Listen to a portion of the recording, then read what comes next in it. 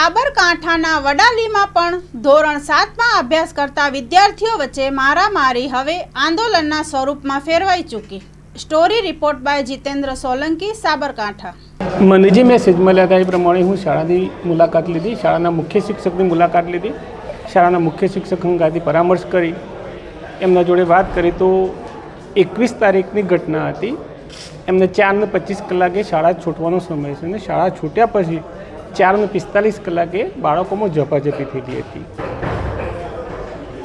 શું થઈ ત્યારબાદ બાળકો ઘરે ગયા। બીજા દિવસે મુખ્ય શિક્ષક જોડે ટેલિફોનિક વાતચીત થઈ, એમને બોલાયા। બીજા દિવસ સંગઠનો એ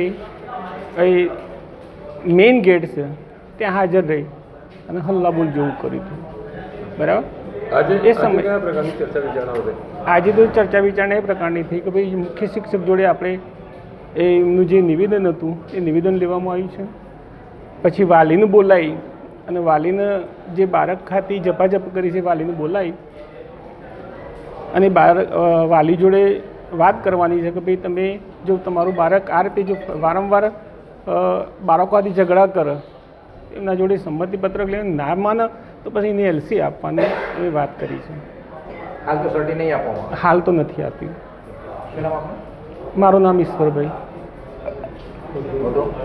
તાલુકા પ્રાથમિક શિક્ષણ અધિકારી। અને યોગ્ય ભાષામાં જવાબ આપ્યો છે અને આપણને બાંયધરી આપી છે કે આ લોકોને બરાબર અમે યોગ્ય ન્યાય મળે એ પ્રમાણે પરિવારજનોને યોગ્ય ન્યાય મળે એ દિશામાં કામ કરશું। કઈ રજૂઆતો કરવામાં આવી હતી, કયા મુદ્દા ઉપર ચર્ચા વિચારણા? મુદ્દાઓ ઉપર જે આ સ્કૂલની અંદર જે ઘટના બની એના અનુસંધાનમાં સ્કૂલના સંચાલકોએ, ઉપરથી પ્રાંત અધિકારીએ, ડીઓ સાહેબે બધાએ પૂરી રીતના એમને ન્યાય મળે એ પ્રમાણે પગલાં લેશું એવી બાંયધરી આપી છે। ચર્ચા વિચારણા કયા પ્રકારે થઈ? ચર્ચા વિચારણા એ પ્રકારે થઈ કે અમે યોગ્ય ભાષામાં તમને સારી રીતે પરિવારજનોને ન્યાય મળશે એ રીતે અમે એલસી અમને આપી દઈશું અને એના આગળ કાર્યવાહી કરશું। હિન્દુ સંગઠનો સહિત આગેવાનો દ્વારા કયા મુદ્દા મૂકવામાં આવ્યા? હિન્દુ સંગઠનો અને બજરંગ દળ દ્વારા એ રીતના મુદ્દામાં આપવામાં આવ્યા કે જો આગળ જો કાર્યવાહી નહીં થાય તો અગાઉના દિવસોમાં આંદોલન કરશું। કયા પ્રકારના મુદ્દા કયા હતા? મુદ્દા એવું હતા કે આ જે ઘટના બની તો એના ઉપર કડક કાર્યવાહી થાય, એમને તાત્કાલિક ધોરણે એલસી આપવામાં આવું। શાળા સંચાલકોએ અત્યાર સુધી તો તાત્કાલિક ધોરણે એલસી આપેલા છે, અહીંયા આગળની પણ બધા દાખલા એવા છે, તો હવે આમાં શું થાય એ જોવાનું રહ્યું। સમય અમને આજે સાંજ સુધીનો આપવામાં આવ્યો છે, 4 વાગ્યાનો। પ્રાંત અધિકારી સાહેબ દ્વારા કહેવામાં આવ્યું છે કે સાંજ સુધીમાં અમે આનો નિર્ણય લઈ લઈશું। ના હવે તો અમે રોડ બ્લોક કરશું। સોમવારના અંદર સ્વયંભૂ વડાલી બંધનું એલાન। ધ્રુવ સગર નામના છોકરાને જે રીતે મારવામાં આવ્યો છે વિધર્મીઓ દ્વારા, તો ગામના લોકોની અંદર પણ એક આક્રોશ હતો। ગામના લોકો, હિન્દુ સંગઠનો, તમામ સંસ્થાના આગેવાનોએ શેઠ સીજે હાઈસ્કૂલના સંચાલકો સામે એવી રજૂઆત કરી કે આ ઘટના પહેલી નથી, અગાઉ પણ એવી ઘટનાઓ બનેલી છે। તો આવી ઘટના એક અમદાવાદમાં પણ હમણાં 7th સ્કૂલની અંદર ઘટના બની છે, તો એવી ઘટના સ્કૂલની અંદર ન થાય અથવા તો સ્કૂલ બદનામ ન થાય એ માટે તમામ વડાલીના નગરજનોએ શેઠ સીજે હાઈસ્કૂલમાં પ્રશાસનને રજૂઆત કરી છે અને રજૂઆત સાંભળતા સ્કૂલ પ્રશાસન, પ્રાંત અધિકારી અને તમામ સંગઠનના આગેવાનો દ્વારા સ્વીકાર્યું છે કે આજે સાંજ સુધીમાં એ વિધર્મી વિદ્યાર્થીઓ છે તેમને એલસી આપી દેવામાં આવશે એવી એમને બાંહેધરી પણ આપી છે। એ 4 વિદ્યાર્થીઓ કંઈક હતા ધ્રુવ સગર નામના છોકરાને મારવામાં, તો અમારી તો બધા લોકોની માગણી એવી છે કે જો આવા લુખ્ખા તત્વો હોય તો 4ને એલસી આપી દેવામાં આવે। અને પરિવારની માહિતી મુજબ એ 4 લોકોને ગઈકાલે બોલાવ્યા હતા અને એમને સ્વીકાર્યું પણ હતું કે અમે એને ઘોઘરી દબાવવાનો પ્રયાસ કર્યો હતો, ચક્કુ બતાવવાનો પ્રયાસ કરેલો। તો સ્કૂલ પ્રશાસનને વિનંતી કે એ પ્રકારનો ઉપરના લેવલે જવાબ રજૂ કરે જેથી કરીને 4 લોકોને એલસી આપીને ઘર ભેગા કરે, કેમ કે અમદાવાદ જેવી ઘટનાની આપણે રાહ જોવી નથી। એટલા માટે સ્કૂલ બદનામ ન થાય, વડાલી શહેર બદનામ ન થાય એવો આપણો બધાનો પ્રયાસ છે। માંગ ન સ્વીકારાય તો આવી જે ઘટનાઓ બને તો સ્વાભાવિક છે કે લોકો ઉગ્ર બને, તો ઉગ્ર ના બને એના માટે સ્કૂલ અથવા તમામ પોલીસ પ્રશાસન કે વહીવટી તંત્ર કે જિલ્લા શિક્ષણ અધિકારી એ પ્રકારનું પગલું ભરે જેથી દરેક લોકોની અંદર એક દાખલો બેસે।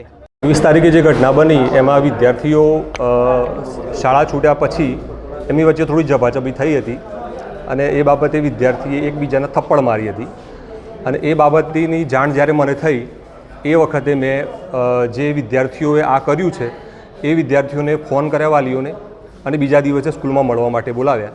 અને બીજા દિવસે જ્યારે વાલીઓ આવ્યા અને એમણે સ્વીકાર્યું કે ભાઈ આવી ઘટના બની છે અને બાળકો વચ્ચે ઝપાઝપી થઈ છે.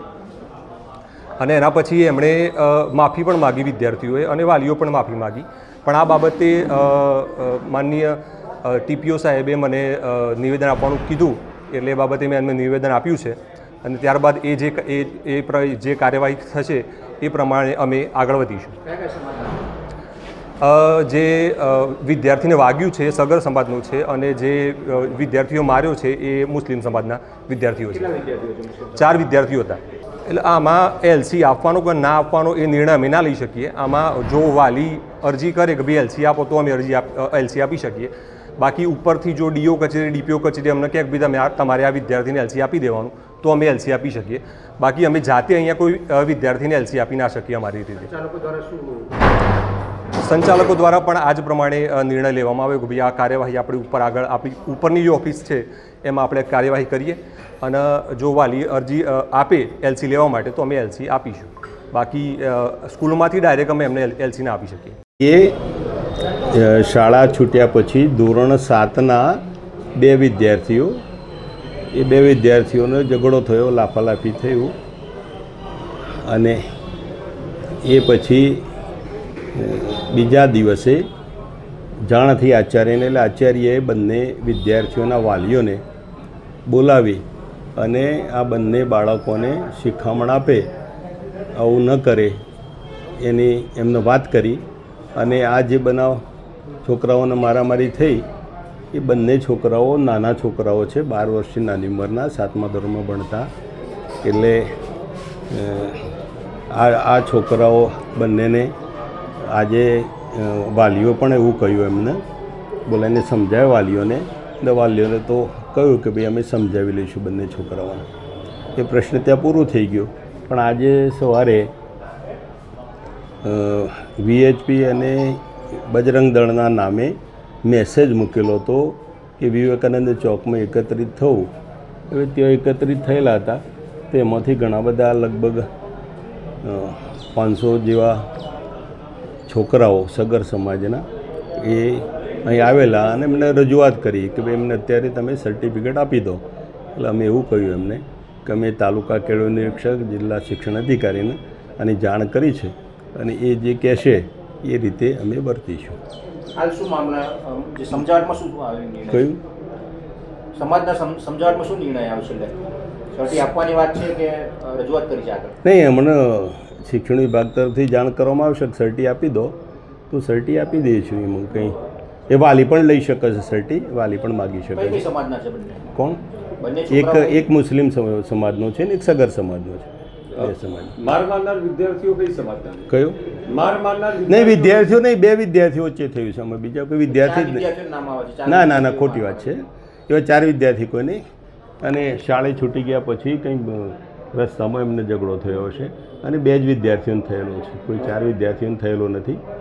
હિન્દુ સંગઠનો દ્વારા આપણી સાથે આજે બેઠક કરવામાં આવી, કયા મુદ્દાઓ સાથે ચર્ચા વિચારણા થઈ? નહીં, એમણે તો રજૂઆત કરી કે ભાઈ આ જે મુસ્લિમ છોકરો છે એને તમે આપી દો, બસ. એમની બીજી કોઈ વાત નહોતી, એમની કોઈ બીજી માગણી પણ નહોતી.